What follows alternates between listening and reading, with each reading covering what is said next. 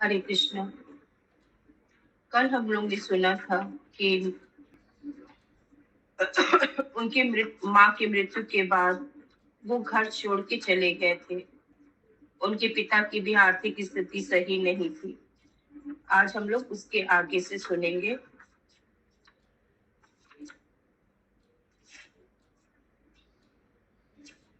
तीन दिन बाद प्रसून और मैंने राजमार्ग के लिए एक बस की यात्रा की। इस राजमार्ग पर हम दूसरों के वाहन पर मुफ्त सवारी लेते हुए बगदाद यात्रा करने की योजना बना चुके थे। हालांकि कोई भी हमें सवारी नहीं दे रहा था।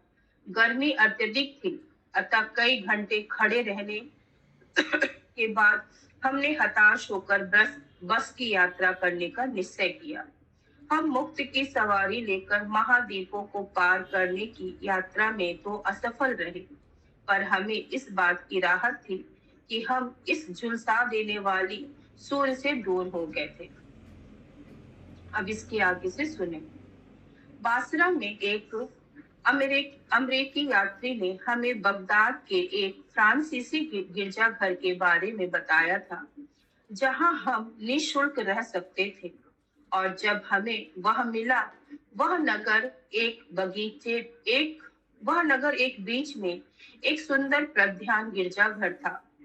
यहाँ एक मध्य आयु के फ्रांसीसी पादरी ने हमारा स्वागत किया। बासरा के समान बगदाद में भी प्रसून और मैंने जल्दी ही मित्र बना लिए। हम संपन्न यूनिवर्सिटी छात्रों के एक समूह से मिले, जिन्होंने हमें नगर दिखाया और होटलों में हमारा आतिथ्य किया। हमारे आभार प्रकट करने पर उनका कहना था, कर्तव्य के लिए आभार कैसा।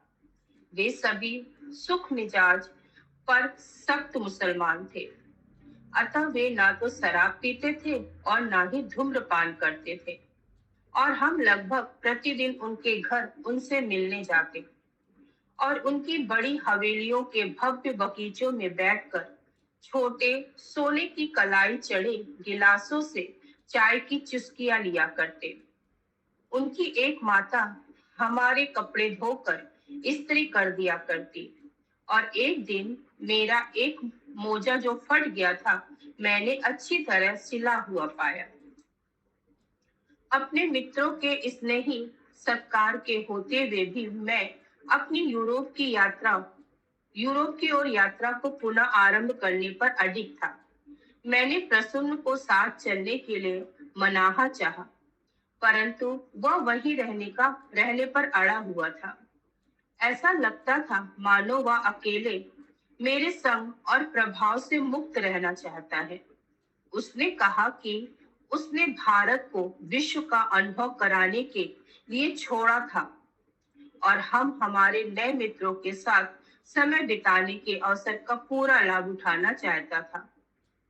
वह वहीं रहना चाहता था, इसीलिए हम अलग अलग यात्रा करने को सहमत हुए। मैं अगली सुबह चला जाने वाला था। मार्क एक अंग्रेजी यात्री था, जिनसे मैं और प्रसून एक गिरजाघर में मिले थे। उन्होंने हमें बातें करते देखा और मुझसे पूछा कि क्या वे मेरे साथ चल सकते हैं। हमारी पहले से ही अच्छी दोस्ती हो चुकी थी, इसलिए मैं मान गया। हमारे एक अरबी दोस्त अहमद ने जब यह सुना कि हम उत्तर की दिशा में टर्की की सीमा की ओर जा रहे हैं, तब उसने हमें सुझाया कि हम कुर्दिस्तान के झाको शहर में उसके परिवार से मिले। अतः वह हमारा पहला गंतव्य हो गया। इराक में मुफ्त की सवारी मिलना हम असंभव मान चुके थे, इसीलिए मैंने सुझाव दिया कि हम बस से यात्रा करें।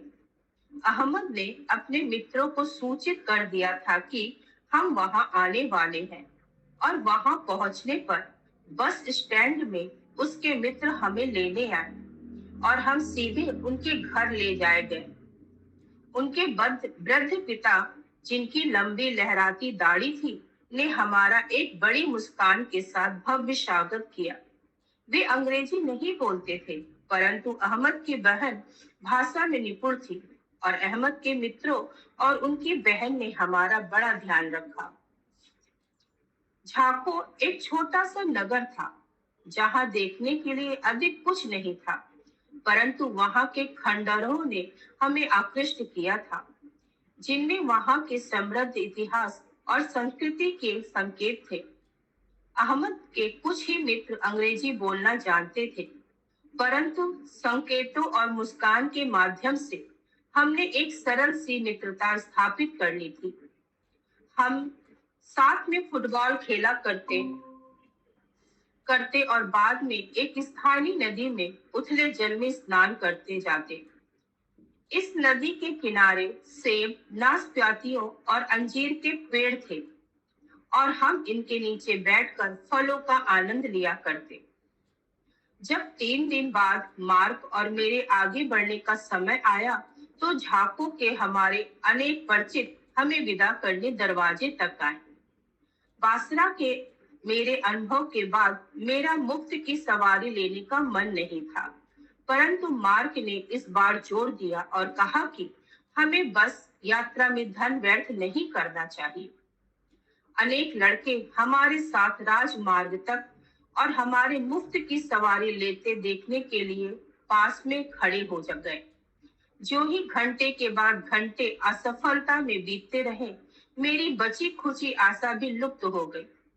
अंततः एक बालक को विचार आया और फिर मैंने जाना कि उनमें से कुछ ने एक गुजरते हुए ट्रक को रोका और ड्राइवर से बातें कर इशारे में हमें बुलाया। किसी प्रकार उन्हें हमें टर्की की सीमा तक ले जाने के लिए ट्रक चालक को मना लिया था। जैसे ट्रक चलना शुरू हुआ, मार्क और मैंने आभार की दृष्टि से अपने मित्रों की ओर देखा और उनका इशारे से धन्यवाद किया।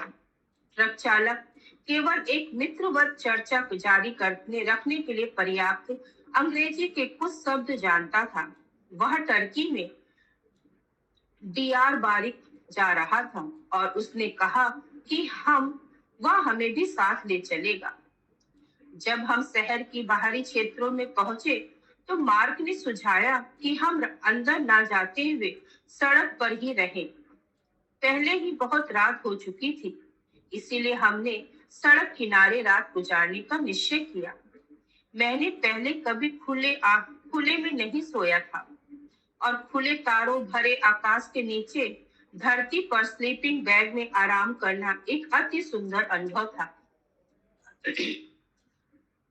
अलंकार के रास्ते में हमारी योजना मलतया में रुकने की थी। 2 संभव रास्ते थे। मानचित्र पर एक लंबा दिखता था और दूसरा छोटा और सीधा, अतः हमने छोटा रास्ता चुना। कुछ ही दूर यात्रा करने पर हमें समझ में आया कि हम एक पर्वतीय रास्ते पर चल पड़े थे, परंतु अब वापस लौटने के लिए बहुत देर हो चुकी थी। हमारी यात्रा ने हमें पर्वतों के ऊपर सुदूरवर्ती स्थान के बीचों बीच ला खड़ा किया था। हम सड़क के किनारे अखरोट के एक पेड़ के नीचे घंटों खड़े रहे, पर कोई नहीं रुका। वास्तव में विरला ही कोई उस रास्ते से गुजरता। हमें संदेह होने लगा कि कोई भी चालक सवारी देने के विषय में जानता भी है या नहीं। तब भी मैं टर्की देश के अंदर का पर्यटन करने के लिए रोमांचित था और यह स्थान मनोहर भी था। सभी पर्वत लाल पत्थर के थे और उन पर कुछ ही वनस्पतियां थी। नीचे घाटी में एक नदी बह रही थी और उसके दोनों तीर हरे भरे थे। ग्रामीण घरों के झुंड परिदृश्य में छितरे हुए थे। मैंने मार्क को सुझाया कि हमें नीचे गांव में जाकर कुछ खाने के लिए ढूंढना चाहिए। उसने कहा कि हम में से एक को सड़क पर रहते हुए गाड़ियों को रोकने का प्रयास करना चाहिए। मैंने रुकने का प्रस्ताव रखा। हालांकि नीचे गांव में जाने के लिए रास्ता अधिक लंबा न था, परंतु मैं नहीं समझ पा रहा था कि वहां लोगों से कैसे बातचीत कर पाऊंगा। तो तुम क्यों नहीं चले जाते? मार्क ने मुस्कुराकर कहा। हमने अंत में सिक्का उछालकर निर्णय करने की सोची। मेरी हार हुई और मुझे ही जाना पड़ा। घुमावदार रास्ते से उतरकर मैं उस गांव में पहुंचा, लेकिन एक भी दुकान नहीं थी। मैं एक घर की ओर बढ़ा और दरवाजा खटखटाया। एक महिला द्वार पर आई, परंतु जैसे ही उसने मुझे देखा, वह चीखी और मेरे चेहरे पर द्वार बंद कर दिया। भोजन ढूंढने की सभी आशाएं खोकर मैं वापस पर्वत पर चढ़ा और मार्ग को पूरी घटना सुनाई। हम कुछ और घंटे स्वयं को सूर्य से बचाते हुए अखरोट के पेड़ के नीचे छांव में बैठे रहे। पेट में चूहे दौड़ रहे थे। हमें पर्वतीय रास्ता चुनने की गलती समझ में आई और दूसरे रास्ते के लिए लौटने की सोची। अचानक कई बालकों पर हमारी दृष्टि पड़ी। वे हमारे लिए बस्ती से दो बड़ी धातु की थालियां लिए आ रहे थे और आकर उन्होंने थालियां हमारे सामने रख दी। जब हमने ढक्कन हटाए तो हमें उसमें तुर्की ब्रेड, उबली हरी सब्जी और गोट चीज, जो बकरी के दूध का पनीर प्राप्त हुआ। हमने बालकों को बारंबार धन्यवाद दिया और फिर उनके सामने बैठकर हमने भोजन किया। उन बालकों को आपस में ऐसी भाषा में बात करते देखते हुए जो हम समझते नहीं थे। कुछ समय बाद अनेक ग्रामीण महिलाएं भी आईं और बालकों के पीछे बैठकर हमें देखने लगी। उनमें से एक लेबनन थी और उन्होंने पूछा कि क्या हम फ्रांसीसी जानते हैं। मार्क उस भाषा में धारा प्रवाह थे और हमें उनसे ज्ञात हुआ कि जब एक महिला ने मेरे लिए दरवाजा बंद कर दिया था और देखा कि मैं वापस सड़क की ओर जा रहा हूँ, तो उसने अन्य महिलाओं को जाकर घटना सुनाई। उन्होंने समझ लिया कि मैं खाना ढूंढ रहा था। हम दोनों को सड़क पर देखकर उन सभी ने बालकों को थालियों के साथ भेजा था। महिला ने आगे बताया, अन्य निवासियों ने पूरे जीवन में शायद ही कोई विदेशी देखा था, इसीलिए एक अंग्रेज और भारतीय का गांव में आना बड़ी बात थी। महिलाओं का सत्कार अति सुंदर था, परंतु अभी भी हमें सवारी नहीं मिली थी और बाकी पूरे दिन हम रास्ते पर खड़े रहे। अंततः शाम होते होते एक बुजुर्ग चरवाहे ने भेड़ चराते हुए हमसे बातें की।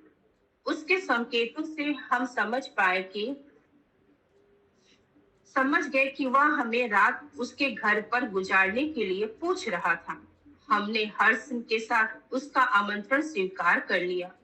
वह एक सरल गरीब चरवाहा था, फिर भी उसने क्षमता के अनुसार भोजन और विश्राम का स्थान प्रदान करके हमारा सत्कार किया। अगली सुबह मार्क और मैंने पर्वतों के नीचे के रास्ते से एक अधिक आबादी वाले स्थान पर जाने का निर्णय किया, जहां पर सवारी मिलने की संभावना बेहतर थी। इस बार हम बड़े रास्ते पर आए तो सवारी मिलना इराक जितना कठिन नहीं था। हमें जल्दी ही छोटी छोटी सवारियां मिलती गई। अंकारा के नजदीक हमें 3 अंग्रेज बालकों ने सवारी दी, जो यार्क विश्वविद्यालय में पढ़ते थे, और उनके साथ हमने उनकी कार में इस्तांबुल तक पूरी टर्की की यात्रा की, जहां एशिया और यूरोप का मिलन होता है। इस्तांबुल का सुल्तान हिलमेट जिला नीली मस्जिद के समीप टर्की के समान नहीं दिखता था। यह युवा अमेरिकियों और यूरोपियों से भरा हुआ था। उनकी आत्मकता हिप्पी जीवन शैली मेरे लिए नूतन थी, परंतु अधिकांशतया वे विश्व मानसिकता वाले और मित्रवत थे। छात्रावास नमूना होटल इतना सस्ता था कि हम दोनों काफी समय तक वहां पर रह सकते थे, और इसके साथ ही हमने वहां अनेक मित्र बनाए, जिसमें एक अमेरिकी युवा लैरी बेकर भी सम्मिलित था। प्रतिदिन सुबह के समय मार्क, लैरी और मैं सड़क के एक पुडिंग शॉप में नाश्ता करने के लिए जाते। यह होटल युवा यात्रियों में प्रसिद्ध था और यहाँ हम भी अपना अधिकांश समय बिताया करते थे। वहां का भोजन स्वादिष्ट और सस्ता था, परंतु मेरे लिए सबसे दिलचस्प वह था वहां का वातावरण, जो खुली मानसिकताओं वाले युवाओं के कारण सजीव था। सभी युवा नए लोगों से मिलकर अपने अनुभव बांटने को तैयार थे। उनमें से कई इस्तांबुल में महीनों से थे और केवल प्रतिदिन संगीत बजाते हुए समय बिताते थे। हमने पूरे शहर का भ्रमण किया, कई ऐतिहासिक स्थल देखे और बातें करते हुए नदी के किनारे बैठे रहे। एक सुबह मार्क ने सुझाया कि हम तो काफी महल देखने चले, जो 1 घंटे की दूरी पर था। मुझे नाम से तोप शब्द सुनकर आश्चर्य हुआ और अन्य कई शब्दों और नामों में इसका उपयोग हुआ था। बाद में मैं समझा कि यह एक तुर्की शब्द था, जिसे बंगला और हिंदी में भारत पर तुर्की आक्रमण के समय लिया गया था। मार्क ने टूर गाइड का रूप ले लिया। वास्तव में वह महलों, इमारतों और आंगनों का एक बड़ा सा झुंड था।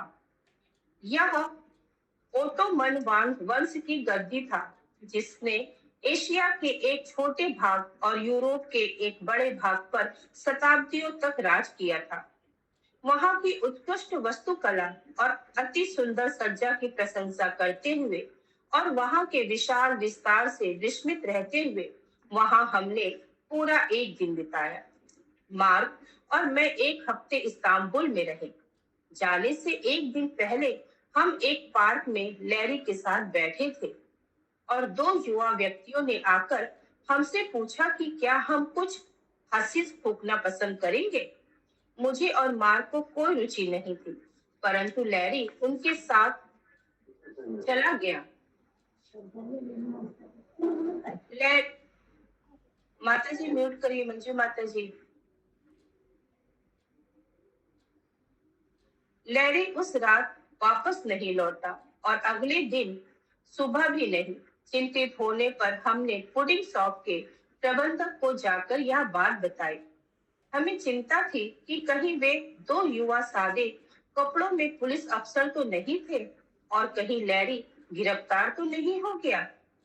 प्रबंधक ने हमें चिंता करने नहीं करने के लिए कहा।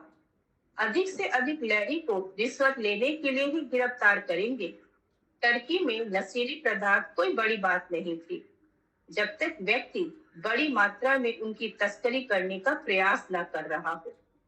लैरी उस सुबह नहीं लौटा, परंतु प्रबंधक के अवशासन के कारण रशुम और लैरी के लिए संदेश छोड़कर हम ग्रीस के लिए निकल पड़े। अनेक भारतीय बालकों के समान मैं भी एक मैं भी महान अलेक्जेंडर से मंत्रमुग्ध था। मेरे भाई ने मेरे भाई ने मुझे अलेक्जेंडर और उसके विशाल घोड़े बुसेफुलस की कहानी सुनाई। कोई भी मंजू माता जी म्यूट करिए।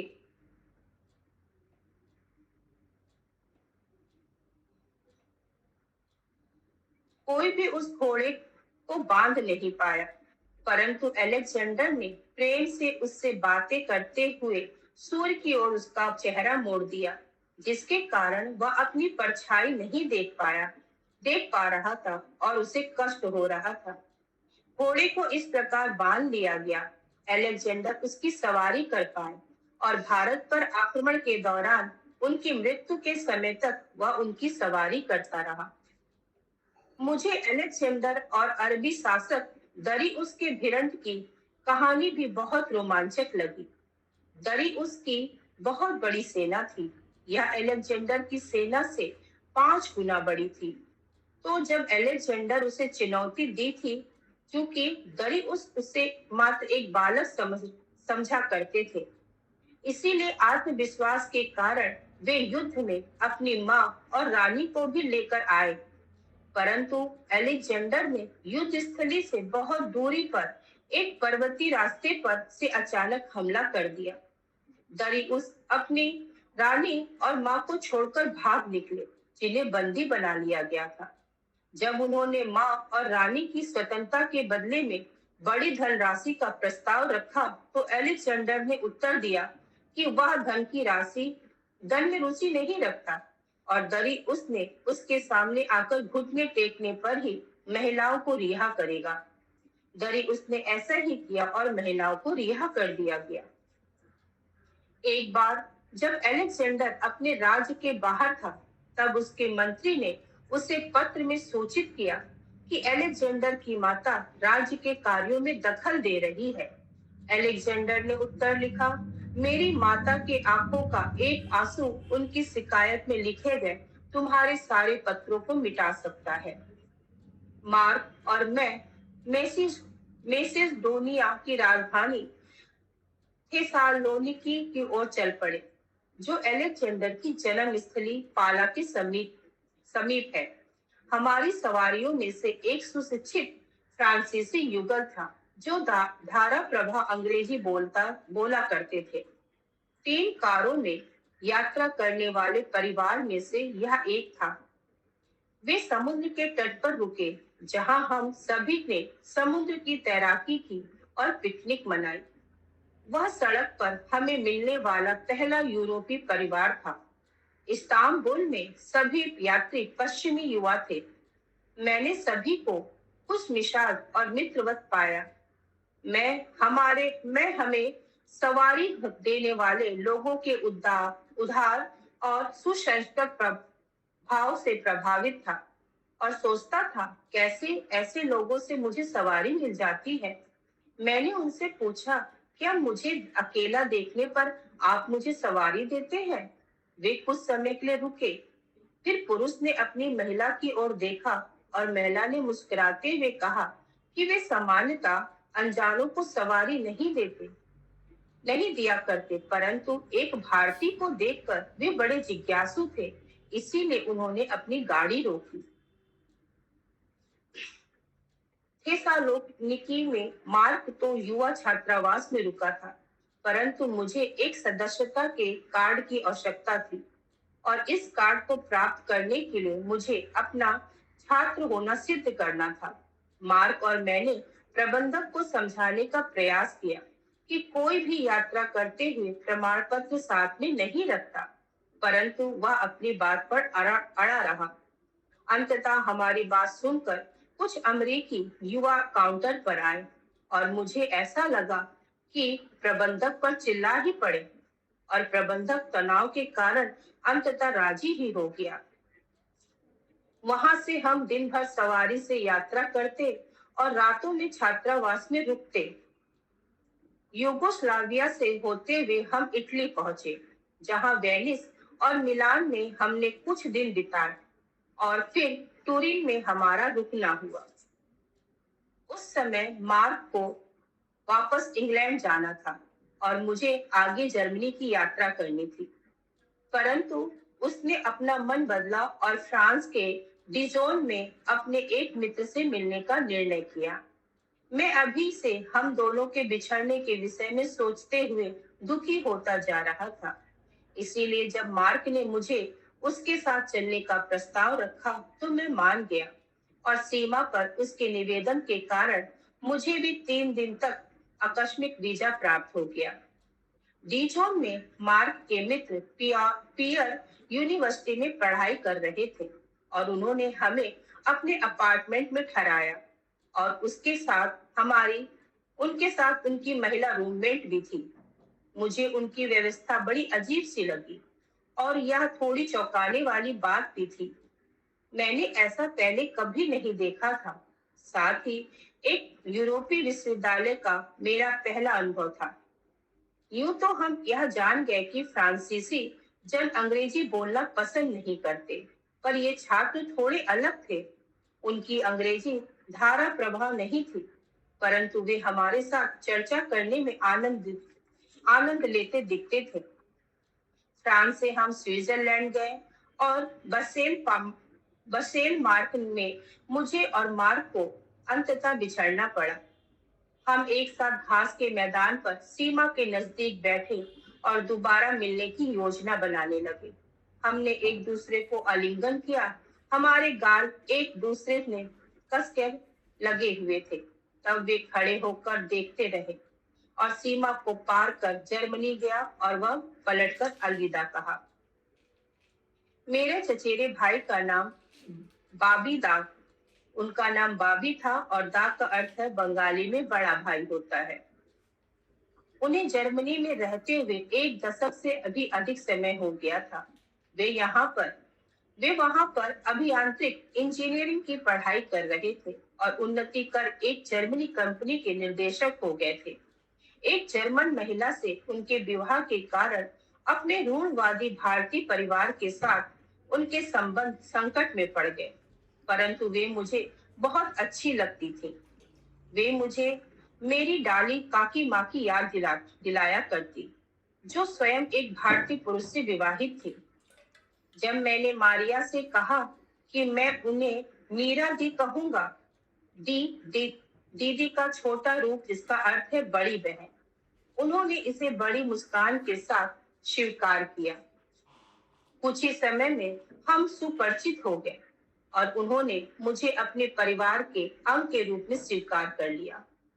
वे मुझे हैम्बर्गर यूनिवर्सिटी में प्रवेश कराने के लिए ले गए, जहां हमें पता चला कि सत्र आरंभ हो चुका था और अब प्रवेश संभव नहीं था।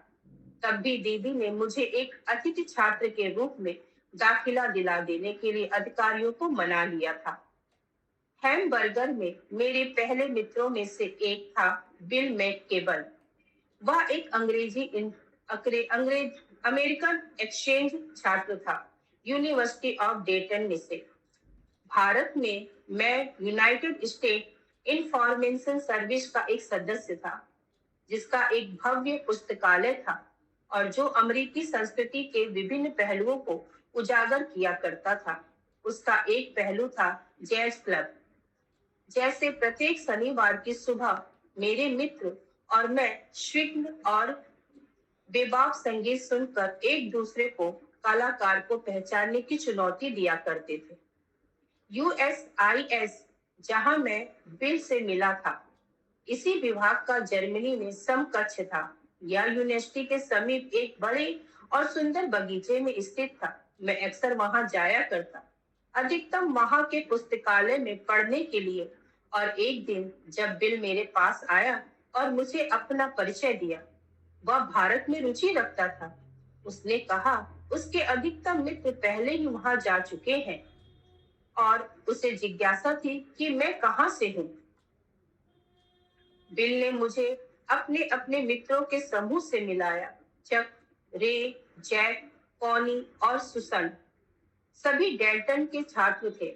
मेरी जर्मन भाषा अभी तक धारा प्रवाह नहीं हुई थी, इसीलिए स्थानीय छात्रों के साथ इतने निकट संबंध नहीं बन पाए, परंतु मेरी दोस्ती इस समूह के साथ लगभग अपने आप ही बन गई। बाबीदा और मीरा दी के साथ 2 महीने रहने के बाद मैंने अपना अलग स्थान रहने के लिए चुना। बिल जिस परिवार के साथ रह रहे थे, उनके साथ एक और छात्रा भी वास कर रही थी, और जब उस छात्रा ने घर छोड़ा, तब बिल ने परिवार के सदस्यों से पूछा कि क्या मैं उनके साथ रह सकता हूँ। मकान मालकिन सहमत हो गई, परंतु जब उन्हें पता चला कि मैं भारतीय हूँ, तो उन्हें कुछ झिझक व्यक्त हुई। अगले दिन बिल को किएल जाना था, जो नॉर्थ सी के क्षेत्र में एक शहर है। उसने मकान मालिक को जाने के विषय में नहीं बताया था। उसके 2 दिन तक नहीं लौटने पर मालकिन को लगा कि मुझे निवास मना करने के कारण बिल लौट नहीं रहा था। उसके लौटने पर उन्होंने कहा, ठीक है, तुम्हारा भारतीय दोस्त यहाँ रह सकता है। उस समय से बिल और मैं एक ही घर में रहने लगे और हमारी मित्रता और गहरी होती गई। शनिवारों को मैं भारतीय पकवान बनाया करता, जो उसे बहुत पसंद थे।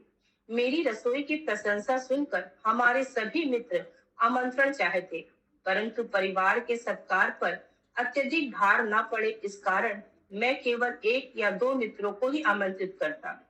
फिर भी यह घर हमारे मित्र मिलन के सम्मान्य स्थान का एक अच्छा विकल्प था। एक रवि हरे कृष्ण।